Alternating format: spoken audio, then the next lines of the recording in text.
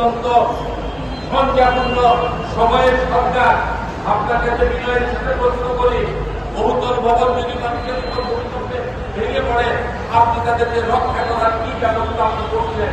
আপনি তো গতকালকে লক্ষ লক্ষ টাকা খরচ করে মিটিং করেছেন, সুপারিশ করেছেন।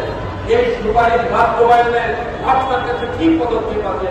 আপনি কি পদক্ষেপ করছেন?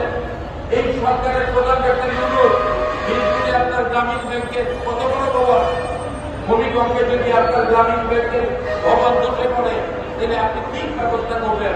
বাংলাদেশের মানুষ কিভাবে বাঁচবে ভূমিকম্প থেকে? আপনার কি কি পরিকল্পনা আমাদেরকে জানতে হবে।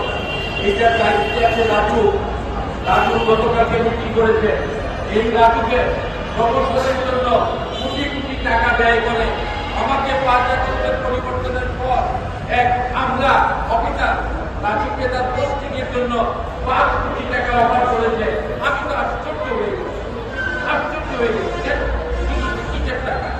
কেন এই টাকা? 5 কোটি টাকা দিয়ে রাজুকে যেতে চায়। রাজু নগর উন্নয়নের জন্য কাজ করে না, এখন রাজু নগরকে ভক্ষণ করার জন্য কাজ করে। আর রাজু পরিকল্পিতভাবে ঢাকাকে করে দিবার উদ্যোগ নিচ্ছে কি নিচ্ছে না, অথচ রাজুর কাছকে বিভিন্নভাবে নির্যাতন করছে মানুষকে। রাজুকের কাছে প্রশ্ন, ভূমিকম্প মোকাবেলায় আপনার বিল্ডিং বোর্ডে আপনি কি করবেন? আপনি কি চান ভূমিকম্প হলে পরে মানুষ ওই গাছাতে যেভাবে জীবন দিয়েছে ওইভাবে জীবন দেবে?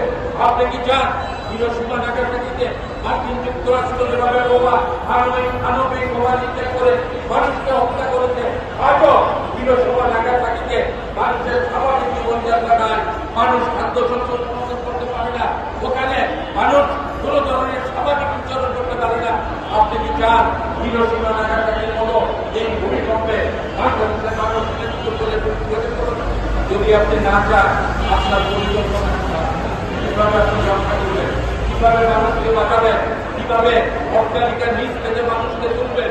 রানা প্লাজা ধ্বংসস্তূপের সময় দেখেছি গোটা সেনাবাহিনী ব্যবহার করে মাসের পর মাস ধ্বংসস্তূপ সরাতে পারেন না।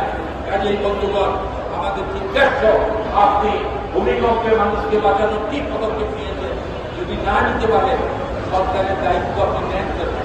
যদি না নিতে পারেন মানুষের কল্যাণে, তাহলে পরে কেন আপনি এসবের পিছনে অতিলম্বিত টাকা খরচ করেন? ঐক্যমত কমিশনের নামে কোটি কোটি টাকা রাস্তার বিল দিয়ে দিলেন, এটা কোনো মূল্য নেই। সেক্ষেত্রে আমাদের স্পষ্ট কথা হচ্ছে ভূমিকম্প থেকে মানুষকে বাঁচানোর জন্য আপনি কার্যকর পদক্ষেপ নেবেন। বন্ধুগণ,